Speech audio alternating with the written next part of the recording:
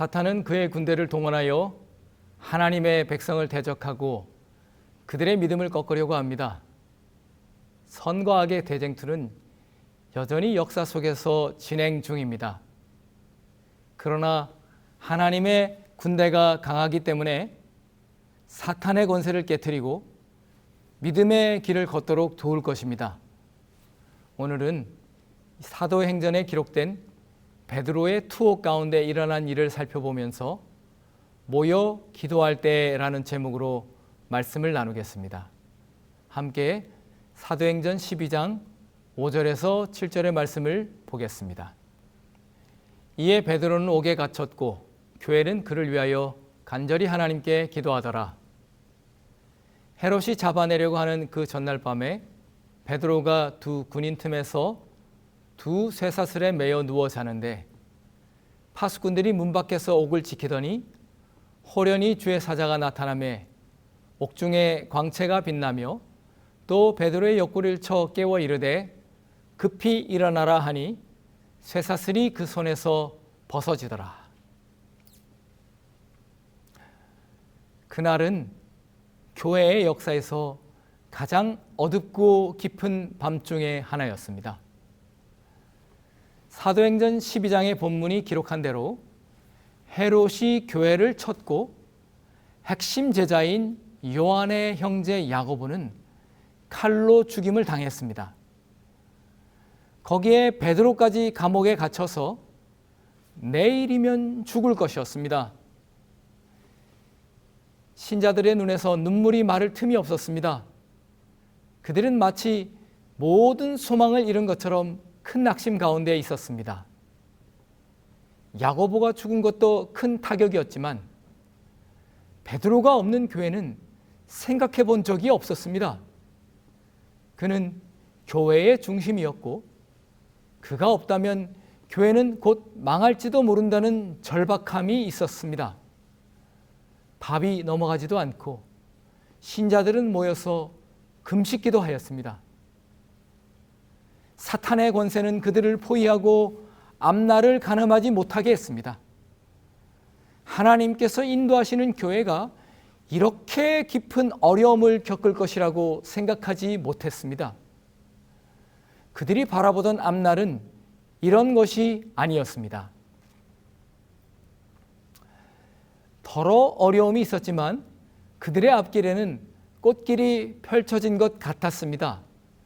베드로가 고백했던 것처럼 성령이 역사하는 시대였습니다. 이방인들이 회개한 것을 성령의 역사를 통해서 확인할 수 있었습니다.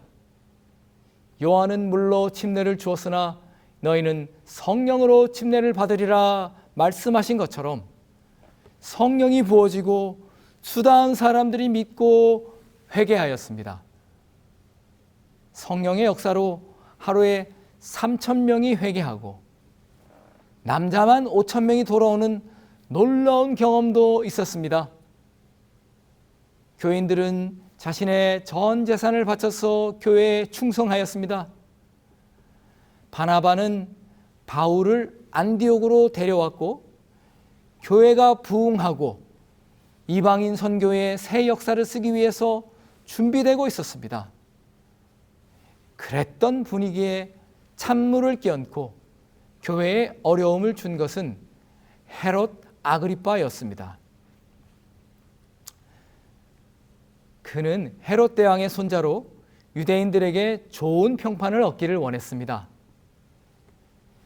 요한의 형제 야고보를 죽인 후에 기뻐하는 유대인들을 보면서 그는 베드로까지 죽임으로 그들에게 완전한 신뢰를 얻기를 원했습니다. 헤롯에 의해서 베드로는 옥에 갇혔고 로마 군사 4명으로 이루어진 4패의 군사가 베드로를 지켰습니다.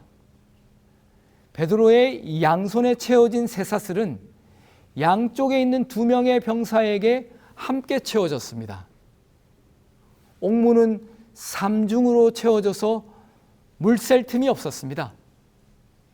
유대인들은 눈의 가시 같은 그들을 무너뜨리게 되었다고 기뻐했습니다.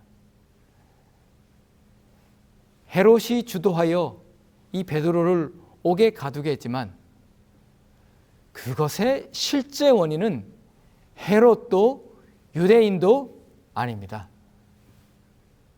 그 뒤에는 다른 세력이 있습니다. 우리는 혈과 육을 대항하는 것이 아니고 이 어두움의 세상 주관자들을 대항하여 싸웁니다. 이 일의 배후에는 세상 주관자가 있습니다. 그가 이제 막 자라나는 교회의 싹을 자르고 베드로의 감옥에 가두게 함으로 이 어려움을 주기를 원했습니다.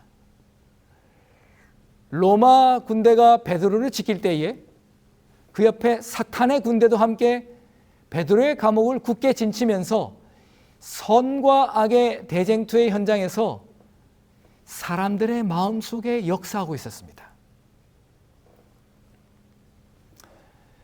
급박하고 절망적인 소식이 이어지는 깊은 어두움 속에서 발견하는 유일한 희망은 본문 5절에 있습니다. 그것은 교회가 베드로를 위하여 기도하고 있다는 것입니다. 야고보가 죽었으니 베드로가 죽는 것도 시간 문제였습니다. 베드로의 처형이 이미 결정되었지만 그 순간에도 신자들의 기도는 여전히 하늘로 올라가고 있었습니다. 어떤 것도 이 상황을 바꿀 수 있는 것이 보이지 않지만 오직 하늘에 계신 하나님을 바라보고 기도하는 것입니다.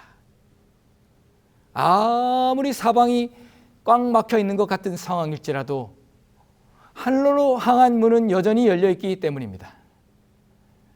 그들의 유일한 소망인 하나님의 도움을 구하면서 교인들은 두 손을 모았습니다. 여기 이 교인들이 기도하고 있다는 이 기록에는 사도행전에 분명한 의도가 있습니다. 여기 사도행전 어디에도 베드로가 기도했다는 말이 없는데 여러분, 베드로는 기도하지 않았을까요? 베드로도 기도했을 겁니다. 그러면 여러분, 베드로가 간절하게 기도했을까요? 아니면 교회가 더 간절하게 기도했을까요? 저는 베드로가 그랬을 가능성이 높다고 생각합니다. 그러나 본문은 베드로의 기도를 기록하지 않고 교회가 간절히 하나님께 기도하더라라고 기록했습니다. 그것은 교회가 하는 일을 알려주는 말씀입니다. 교회는 서로를 위해서 기도하는 곳입니다. 교회는 악의 군대에 맞서 대항하는 기도의 군대입니다. 오늘 우리에게 필요한 것은 교회가 누구를 위해서 간절히 기도하더라,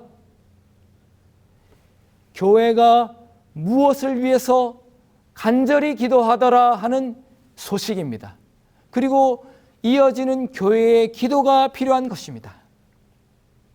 사랑하는 성도 여러분, 우리의 교회가 서로를 위해서 간절히 기도하는 교회가 되기를 바랍니다. 이 교회의 기도는 꺾이지 않는 기도입니다. 그들은 야고보를 위해서도 기도했습니다. 그런데 간절한 기도에도 하늘의 응답은 없었습니다. 기도에도 불구하고 야고보는 처형을 당했습니다. 그렇게 간절하게 기도했는데 왜 하나님은 들어주지 않으셨을까요? 우리는 그 뜻을 다 알지 못합니다. 그럼에도 교회는 여전히 하나님께 기도했습니다. 그것은 혹시 응답이 없더라도 기도는 계속하는 것이라는 것을 보여줍니다.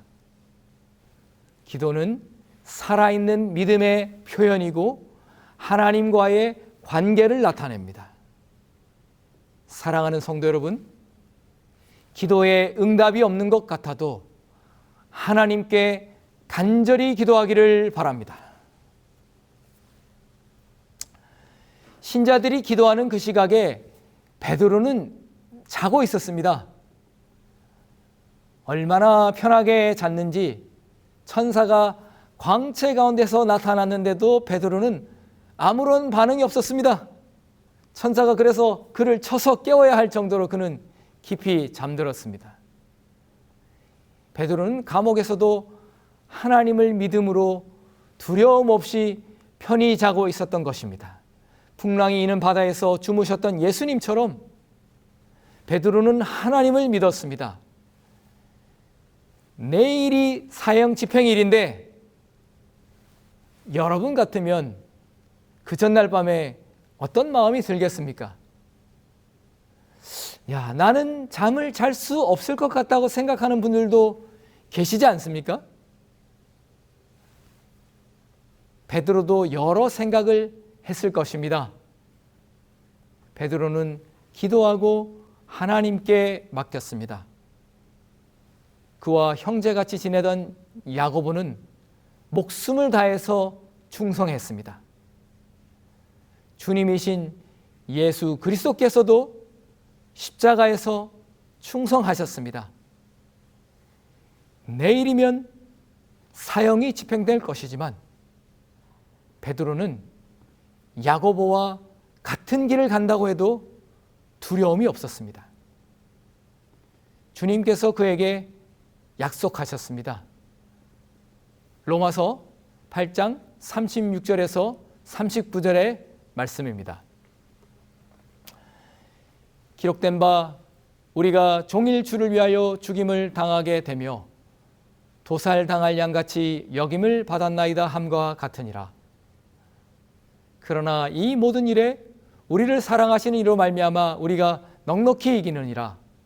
내가 확신하노니 사망이나 생명이나 천사들이나 권세자들이나 현재일이나 장래일이나 능력이나 높음이나 깊음이나 다른 어떤 피조물이라도 우리를 우리 주 그리스도 예수 안에 있는 하나님의 사랑에서 끊을 수 없으리라. 아멘. 저는 사도 바울의 이 놀라운 고백을 읽으면서 주로 하나님의 사랑의 놀라우심에 대해서 생각했었습니다. 하나님의 사랑은 다함이 없고 어떤 상황에서도 변함이 없는 사랑이구나 하고 말입니다. 그런데 이 말씀을 다시 보면서 하나님의 사랑이 끊어지지 않는 것처럼 사도 바울 또한 자신도 그 사랑을 배반할 수 없다고 고백하고 있다는 것을 알게 되었습니다. 그것은 죽음 같은 상황이 닥쳐도 어떤 어려움이 다가와도 나를 하나님 사랑하는 것에서 끊을 수 없다는 이 믿음의 고백을 말하는 것입니다. 베드로도 이 바울과 같은 마음이었습니다. 그렇게 베드로가 믿음으로 잠든 사이에 하나님의 군대가 움직였습니다. 능력의 천사가 어둠의 주관자들의 장벽을 뚫고 베드로를 찾아왔습니다. 사도행전 12장 6절에서 7절의 말씀입니다. 헤롯이 잡아내려고 하는 그 전날 밤에 베드로가 두 군인 틈에서 두 쇠사슬에 매여 누워 자는데 파수꾼들이 문 밖에서 옥을 지키더니 호련히 주의 사자가 나타나매 옥중에 광채가 빛나며 또 베드로의 옆구리를 쳐 깨워 이르되 급히 일어나라 하니 쇠사슬이 그 손에서 벗어지더라. 옥중에 광채가 빛나도 잠들고 있던 베드로를 천사가 쳐서 깨워서 일어나라고 했습니다. 그리고는 그 손에서 쇠사슬이 벗어졌습니다. 베드로는 능력의 손에 이끌려 하나, 둘, 셋 장벽을 통과하고 나니 베드로는 캄캄한 밤중에 예루살렘 거리에 서 있었습니다. 순식간에 일어난 일이라 무슨 일인지를 알지 못했습니다. 이 모든 것이 꿈인 것 같았습니다. 그런데 그의 얼굴을 스치는 차가운 밤 공기에 이것이 꿈이 아닌 것을 깨닫고 그제야 하나님께서 자신을 사탄의 군대에게서 건지셨다는 것을 깨달았습니다. 사도행전 12장 11절에서 12절의 말씀입니다. 이에 베드로가 정신이 들어 이르되 내가 이제야 참으로 주께서 그의 천사를 보내어 나를 헤롯의 손과 유대 백성의 모든 기대에서 벗어나게 하신 줄 알겠노라 하여 깨닫고 마가라 하는 요한의 어머니 마리아의 집에 가니 여러 사람이 거기에 모여 기도하고 있더라. 마가의 다락방을 찾아가서 베드로가 문을 두드리고 그 사실을 알게 된 소녀가 베드로가 문 앞에 왔다는 사실을 기도하는 교인들에게 알렸습니다. 그런데 기도하는 교인들 모두가 그녀의 말을 믿지 않았습니다. 이것은 기도의 역설입니다. 모두가 베드로를 구해 주시기를 위해서 기도하고 있었으면서도 정작 베드로가 구출되었다는 말은 믿을 수 없었던 것입니다. 베드로를 구해 주세요 하고 간절하게 기도하다가 그가 구해졌다는 말을 들으니까 그럴 리가 없다는 것 아닙니까? 우리의 기도와 믿음은 얼마나 연약합니까? 그러나 기도하면서도 다 믿지 못하는 그 부족한 믿음에도 하나님께서 역사하셨습니다. 하나님께서 이 기도의 군대의 기도를 들으시고 베드로의 손에 쇠사슬을 벗겨주셨습니다. 사랑하는 성도 여러분, 하나님께서는 우리의 부족한 기도도 들으십니다. 하나님께서는 우리의 부족한 기도 가운데서도 역사하십니다. 사랑하는 성도 여러분, 우리가 기도할 때에 선악의 대쟁투 가운데서 우리를 얽어매고 있는 쇠사슬이 벗어지게 되기를 간절히 바랍니다.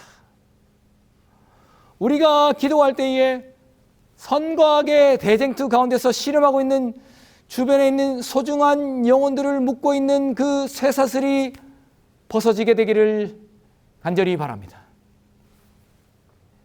베드로는 열린 문으로 들어가서 하나님께서 행하셨던 놀라운 일들을 성도들에게 증거하고 그날 밤에 신자들에게 인사하고 하나님을 위해 일할 수 있는 다른 곳으로 떠났습니다. 그가 어디로 갔는지 성경에 기록되지 않은 것으로 보아 성도들도 어디로 가는지 몰랐을 것입니다. 그럼에도 그들은 베드로를 보낸 후에 다시 그 자리에서 하나님께 기도했을 것입니다. 뭐라고 기도하였을까요? 기도를 응답하신 하나님께 감사하고 또 앞으로 있을 시험과 환난 중에도 지도자들을 인도해 주시고 교회가 믿음을 지킬 수 있도록 기도하였을 것입니다. 베드로는 하나님의 은혜를 따라 구원을 얻었고 여전히 존재하는 헤롯의 위협을 피하기 위해서 모두가 잠든 밤에 급하게 먼 길을 떠났습니다. 여러분, 그 밤에 베드로는 어디로 갔을까요? 또 무엇을 향해 나갔을까요? 베드로는 그 밤에 잠을 잘 수 없었습니다. 밤길을 걸어가던 베드로의 마음에는 어떤 생각이 있었겠습니까? 내가 무엇이길래 하나님께서 나를 이렇게 돌보아 주시는가? 하나님은 왜 나를 감옥에서 건져내셨는가?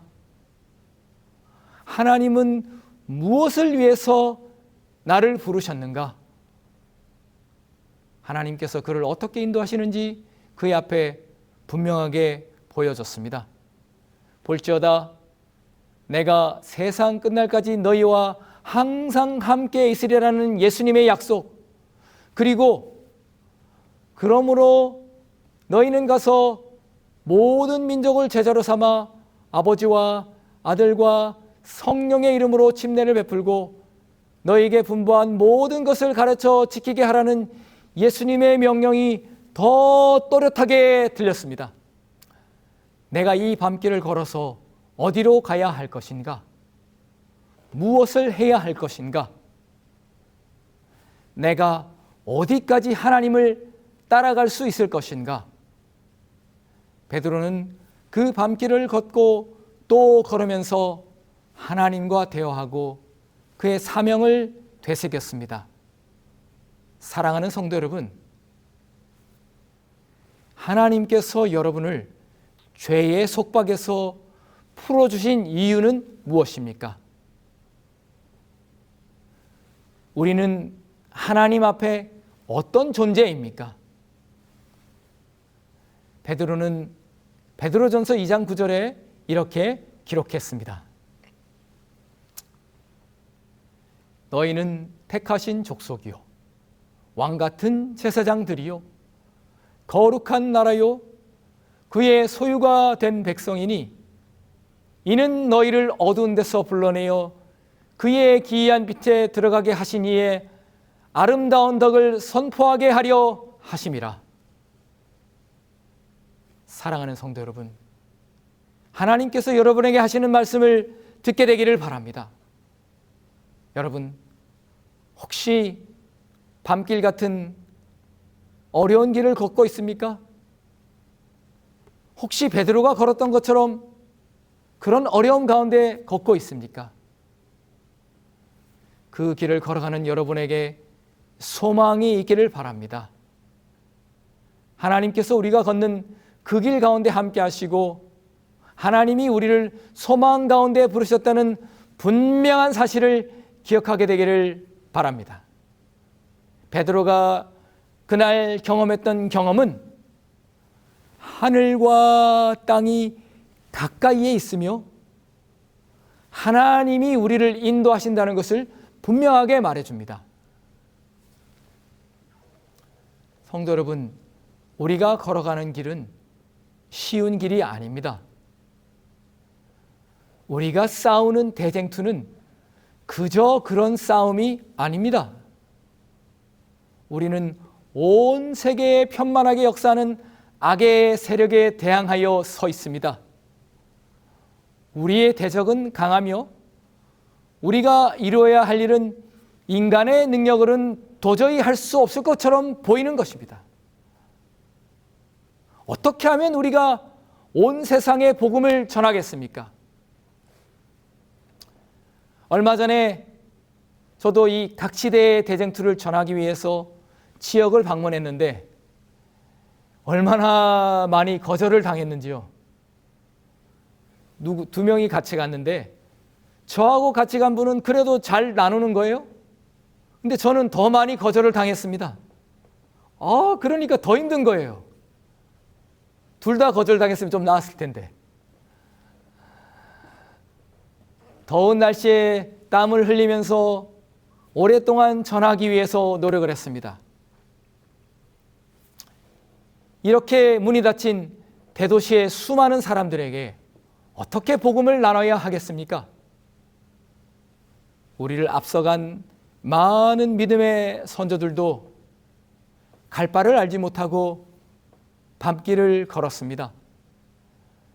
마틴 루터는 그를 대항하는 거대한 세력 앞에서 자신은 아무것도 할 수 없고 오로지 여기에 서 있다고 말했습니다. 하나님, 저를 도와주십시오. 그렇게 기도한 루터를 주님께서 도와주셨습니다. 마가의 다락방에 모인 그리스도인들도 방법을 알지 못하고 하나님께 모여서 기도했습니다. 그런 그들의 기도에 하나님께서 역사하시고 문을 열어 보여주셨습니다.